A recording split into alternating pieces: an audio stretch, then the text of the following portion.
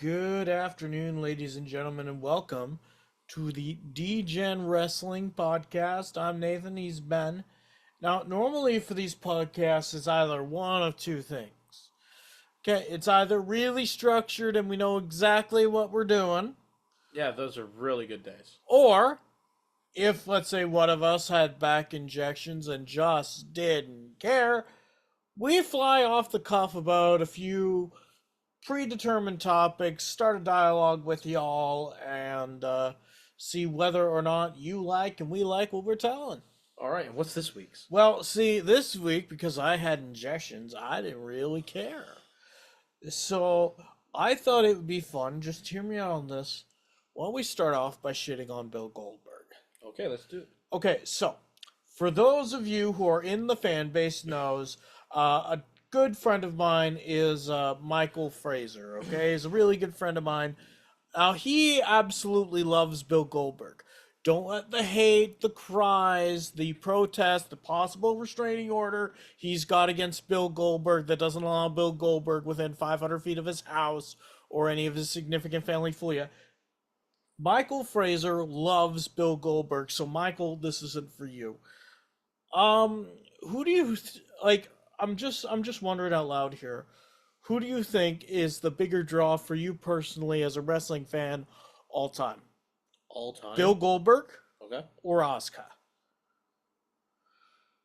I want to go with Asuka. Really? Yeah. Well, according to Bill Goldberg, you'd be absolutely wrong. Nah, it's got to be Asuka, because she had that whole thing in Japan when she was Kana and everything like that. I mean, Asuka's got, the miss, the technical ability, the ability to work more than 3 minutes in a single match. Yeah, where the highlight of her wrestling is not her music. 236 win streak? Something like that? Yeah, bigger win streak than a certain And the Bill. numbers actually, I don't think were inflated for hers. No, they weren't. Yeah. And Bill Goldberg is up in arms. Not only about Asuka, but about Triple H. You know more about this than I do.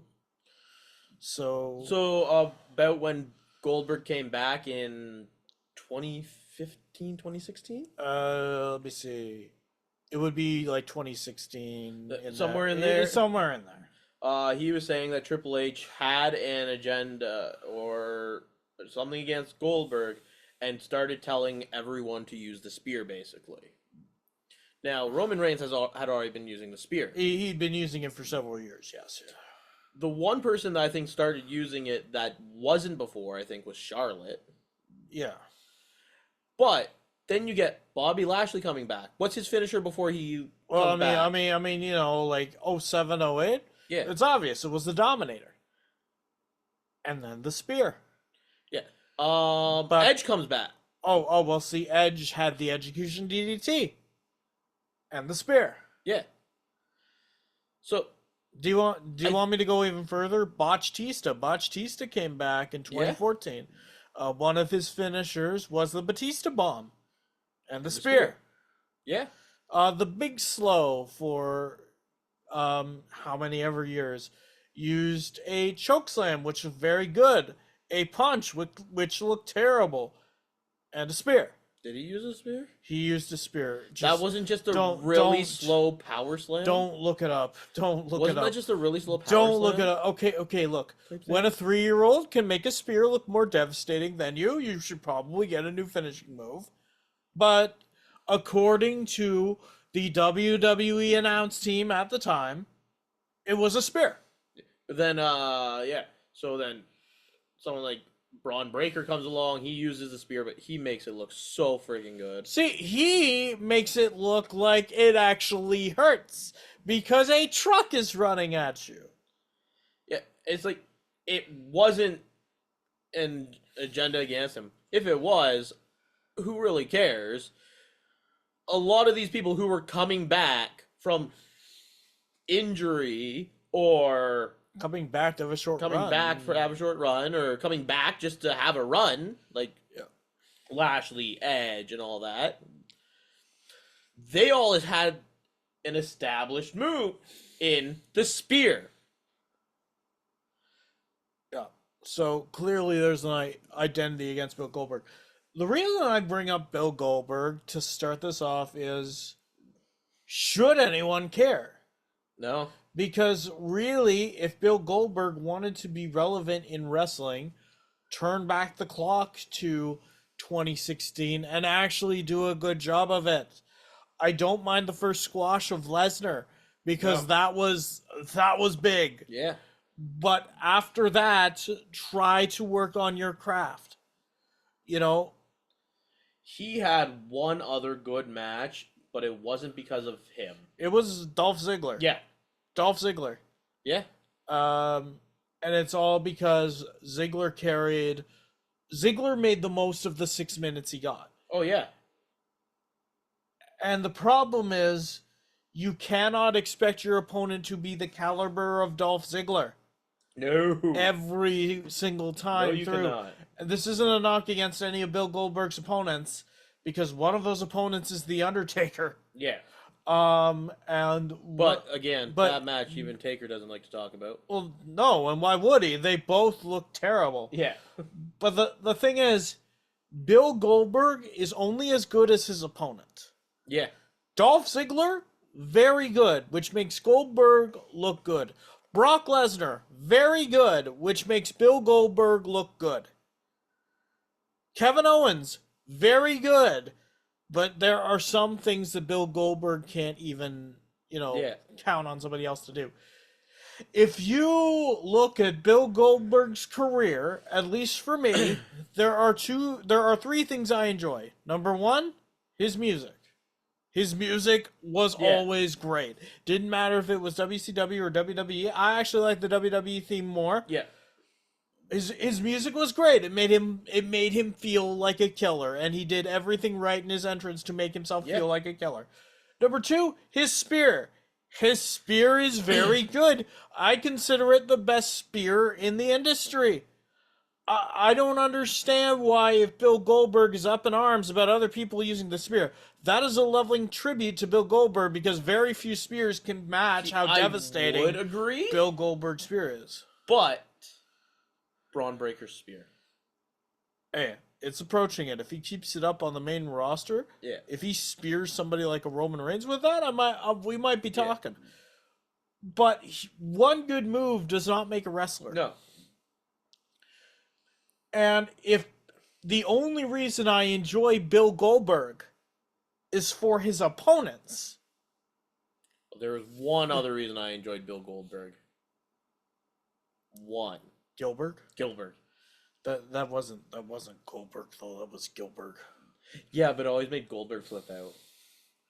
Well, that's true. I mean, did we ever get a Goldberg Gilbert match? No. Because He refused, I believe. I mean, that would be a match I would like to see Bill Goldberg retire to, but he has to retire, down on the mat. Gilbert has to win. But still, that being said, Bill Goldberg, you are the most irrelevant piece of trash in professional wrestling. I don't care what Michael Fraser tells you. Right now? Yeah, I still consider it Charlotte. See, here's the thing about Charlotte. Charlotte still has her last name. Unfortunately. And Ric Flair, That's all like she him or has. not, has done a lot of good for the business. Like Ric Flair or not. The reason I put Bill Goldberg as the most irrelevant piece of trash... 2006, Ric Flair was awesome. Pretty much anything after that, though. Whoa. Shawn Michaels, retirement match 08. Said pretty much. I enjoyed that program. So, yeah. It was but even after still, the Shawn Michaels match 08 where he really started. But even still, he gave a lot to the business. Yeah. He revolutionized what it meant to be a showman. Because of her last name, and her last name being Flair, I put Bill Goldberg above her on the overrated pieces of trash list. And Bill Goldberg is an irrelevant, overrated piece of trash. Michael, I'm sorry. I know this is your guy. I know you would do just about anything for him, but even you have to wake up and smell the coffee. Bill Goldberg, trash. Speaking of trash, the Slammy Awards are coming back. Why is that speaking of trash? Did you see who the hosts are going to be? What is it? Kathy Kelly and Biggie? Catherine Kelly and Biggie. Okay, so the hosts aren't trash, but the award categories are trash. We just pulled them Have they up. announced any of them? Yes, they have. They've actually announced all of them. You can go on and vote for your winners right now. So the award for Female Superstar of the Year could go to Bailey, Bianca Belair, Io Sky, Bailey, Becky Lynch, Bailey, or the winners, Bailey, Rhea Ripley or Bailey. Yay, Bailey. The Male Superstar of the Year can go to Cody Rhodes, Seth frickin' Rollins, Walter, Logan Paul, or Vacant, because I don't recognize that other name that's on there. Because, I mean, he'd have to actually wrestle all year. Yeah. The best entrance can go to Cody Rhodes, Bianca Belair, Seth Rollins, Rhea Ripley, Becky Lynch, The Rock, or Dominic Mysterio, specifically at WrestleMania 39. Or someone I don't consider needing to even be there. Oh, okay. Return of the Year can go to CM Punk, The Rock, Randy Orton, Naomi, or Botchasaurus Rex. Why is Botchasaurus Rex even on here? I have no clue. I mean, the Faction of the Year can go to The Judgment Day, Alpha Academy, Imperium, or Damage Control. Don't vote for that other one, folks. It's bullshit. Rivalry of the Year can go to Seth frickin' Rollins versus Drew McIntyre, Dirty Dom Mysterio versus Rey Mysterio, Bianca Belair versus Damage Control, in which Damage Control did not look good at all. Roman Reigns versus Cody Rhodes, because, that's a rivalry of the year, let me tell you that much. And R-Truth versus the Judgment Day, a.k.a. if there's any god, there should be a winner right there. Damn right. NXT Superstar of the Year can go to Dragunov, Carmelo Hayes, Lyra Valkyria, Tiffy Time, or the winner, Braun Breaker. Match of the Year, Bad Bunny versus Damian Priest from Backlash 2023. You can choose Roman Reigns versus Sami Zayn at Elimination Chamber. You can choose Walter versus Chad Gable from the September 4th Raw. Asuka versus Bianca Belair versus Charlotte Flair from SummerSlam 2023, and Charlotte Flair versus Rhea Ripley from WrestleMania 39. For the OMG moment of the year, you've got Rey Mysterio punching Dirty Dom on SmackDown, CM Punk returning to the WWE, which makes me wonder why you even have him in two separate spots, but whatever. Io Sky cashing in the Money in the Bank contract at SummerSlam, The Rock slapping Cody Rhodes at the WrestleMania press conference, Damage Control turning on Bailey, which is really, really nice, or Cody Rhodes slapping The Rock. And finally, there's Social Star of the Year. You can choose Grayson Waller, Logan Paul, Drew McIntyre, Liv Morgan, or Chelsea Green! Go, Chelsea! Let's go, Chelsea! And finally, the Breakout Superstar of the Year, Jey Uso, Tiffy Time, Pretty Deadly, which is two superstars, so it kind of doesn't make any sense. Yeah. Dragon Lee or LA Knight. Yeah! But yeah, you can go on to WWE.com and vote for them now. And I have done that in the amount of time that it's taken you to read that. Oh, congratulations to you. Who'd you vote for? All the people who should win. Which category? Doesn't matter. You said all the people Well, who I said should LA Knight. Yeah. Yeah, you said LA Knight, and Social Star of the Year. Social Star of the Year, I picked Chelsea Green. Yeah, good. Okay. All right. Now that we got through all the ones that we care about, Tony Khan is a petty bitch. Yes, he is. Wow. You want to take it through, or? So it's come out that Tony Khan is fully blaming Jack Perry for him losing CM Punk. Yeah, because that's why. Yeah. So, and not only is he blaming him, He's punishing him Yeah. by, not bringing back Jack Perry. Yeah. So, It, there were talks between Jack Perry and Tony Khan, apparently, to start bringing Jack Perry back around December 2023. But then CM Punk went to WWE. The talk stopped. Never happened. Jack Perry was denied his release, things like that. And now here we are. Jack Perry's contract is held hostage. He's still working with New Japan, but... Yeah. So here's the thing. CM Punk has aired his grievances. Yeah. They weren't all Jack Perry. No. Jack Perry was just the straw that broke the camel's back. Yeah. CM Punk was not happy with AEW. Yeah, I don't think you need to look squarely at Jack Perry at this point in time. No. I think if you're going to be that petty, go after the Elite. Oh, wait, you won't do that. Because the Elites are the Elite. And you don't want to piss off your friends. The one good thing that Vince McMahon and Triple H have in common is that they don't see their wrestlers as friends. They see them as business. And unfortunately, that's how you need to start seeing things, Tony, if you want this thing to continue to grow and succeed.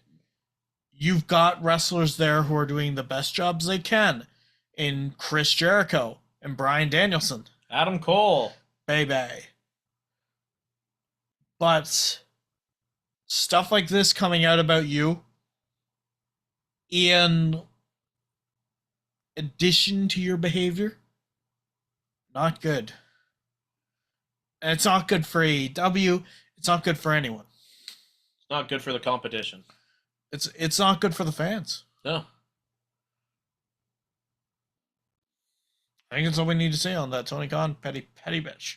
Yeah, but, I mean, WWE has been a class act towards AEW lately. They've been shouting them out. Really? Well, there was the whole Sting thing. That was more... I don't consider that to be... They mentioned the match. They did mention the match. They did mention the match.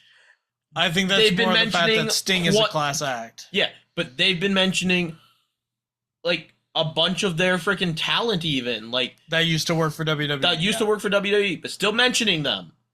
Instead of what they used to do when Vince McMahon was in charge and just ignoring them. Yep. Like when Randy Orton beat Chris Jericho's record for being in the most Elimination Chamber matches now. Yep. Matt and Jeff Hardy, the brother v brother at WrestleMania things they've mentioned now. Yeah. They've been bringing up talent signed under AEW contract. They've been mentioning a couple matches here and there, like a couple things here and there. I think they've been doing great with it. Fair enough. It is now time, speaking of things that are great, it's now time to go over our match of the week. Yeah. And this one is shocking because I never thought we'd have to pick it. Yeah. I never thought we'd get to pick it. But it was a lot of fun to watch. You're right. And Awesome Truth versus the Indusher. Hey, now to be fair here, Awesome Truth was fantastic in that match. They were. And that one high arcing elbow from the mat jump, that was fantastic. That was great. But it wasn't Adam Copeland versus Christian Cage. Yeah, Adam Copeland versus Christian Cage is our match of the week. Yeah. It was just a fun watch all the way through for me. Nathan enjoyed it more than me. Yeah. A lot more than me. Yeah. But there wasn't really any matches I enjoyed this week all that much. Yeah. I know a lot of people were really high on DIY versus the Creeds, but a lot of people were. I know. I know you weren't. I know. But I thought it was kind of bland. You thought it was pretty bland. I thought DIY had great spots in it. I thought it was kind of sloppy, if I can be honest with you. DIY had some great spots Yeah. in it. For some reason, I have heard a couple people mention the Becky Lynch-Nia Jax match, which I don't understand. That is the worst main event It was terrible. in a very long time. And a lot of people are saying, oh, Nia's not botching as much as she used to. She's botching all the time. What are you watching? She can't hang up a ladder. Yeah. I don't know what you're watching with Nia, but that isn't... Adam Copeland versus Christian Cage. I really like the Jersey spot. I don't know why Christian Cage decides to just finish putting on the Boston Bruins jersey in Toronto. Oh, I mean, I know he does it for heel heat, but there's no reason to make it that obvious that he's putting it on for the sake of putting it on. I think Adam Copeland should have forced him into it a little bit more. Fair enough. Because why? I'm not. Nathan's a big fan of, I believe, The End. He really popped for all the shots. Yeah, for Spike. For all the nut shots. Yeah. Before Spike even came out. Yeah. And then the Spike swing. Yeah. Yeah. It was just a lot of fun, and it's the kind of match that I know you couldn't have on WWE. Yeah. It felt different, if it makes any sense. It felt brutal. Yeah. And it was fun for a change. Absolutely. It just was. Speaking of things that are fun for a change, The Rock's special treatment. I don't know how to take this, but apparently there are news sites out there that have been claiming that The Rock has been getting special treatment for his promos? For his promos for TKO Holdings.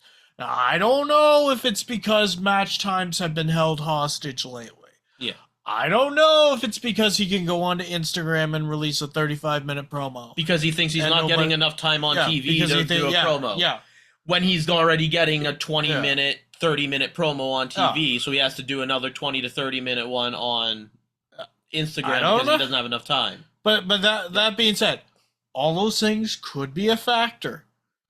But with all of that said, do you believe that The Rock, a.k.a. a man who is on the board of directors for TKO Holdings in a higher position than Paul Triple H Levesque, do you believe that The Rock is getting special treatment akin to what Vince and Kenny McMahon used to do? 100%. Really? Right? I am in total shock. Are you a little dismayed? Yes, actually. I feel like I could just shudder at any moment. I figured. This is earth-shattering news. Right? Like, clearly earth-shattering news. Of course, The Rock is getting special treatment. He is The Rock. The issue... He shouldn't be getting special treatment. No. That would be the smart thing to do if you're TKO Holdings. And the biggest issue with The Rock getting special treatment is The Rock denying he's getting special treatment. Yeah. You don't have to go onto Twitter. No. And deny that. You can stay quiet. Yeah. That is a possibility. I actually really like the Rock is making like wrestling cool again, best heel in the last 20 years. But I don't mind posts like that. Yeah. But if you're going online and saying that the allegations are horseshit when they're staring fans in the face, yeah, show proof. Yeah, show proof. Prove your point. Better yet, if you don't believe that The Rock and the Anoa'i family is getting special treatment, the Cody Rhodes promo on Raw. Very, very, very nice. Nice to see some edge from Cody. It would have made so much more sense as soon as Paul Heyman were to come down to the ring. Cody Rhodes should have dropped him and taken him out of the equation immediately. Make Roman Reigns fear for his life. Yeah, and they tried to make it seem like The Rock wasn't getting special treatment by allowing Cody a couple, a couple of shots. Yeah, not 20 minutes worth of shots. Yeah, and by the way, he couldn't. Let's say, hey, listen, why isn't Dwayne here? Yeah. Oh, I'm sorry. Did he just not feel like coming to work today? I don't know about any of you, but if I ever refused to show up for a day of work, I would be reprimanded. I would be fired. There would be consequences. Where are those consequences? Can I just not show up for that tag team match at WrestleMania Night 1 because I want to conserve myself for Night 2? Yeah. Can I do that? No. Exactly. But no. At this point in time, I'm sorry. I've said it before. I will say it again. The Bloodline needs to look scared.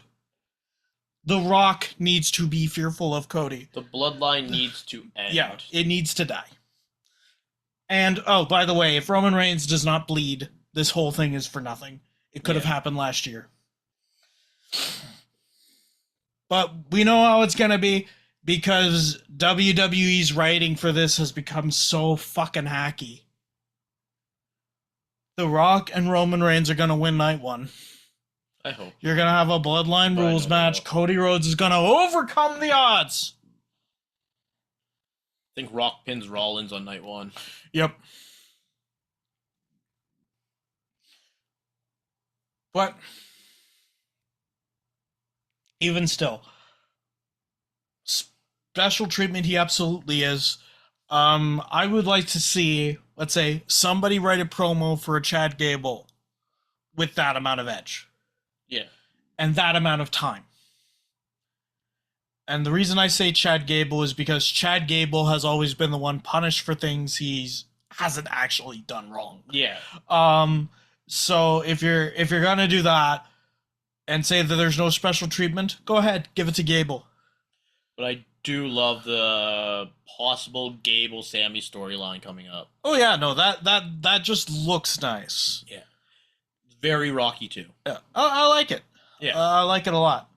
But that being said, I think that's all we got. Yeah, that's all we got. You want to say anything? No, I think we're good. You want to say anything about how Shawn Michaels should be run things? If this were Shawn Michaels' company, this stuff wouldn't be happening. That's your character. You know? Okay. So basically, if Shawn Michaels were running the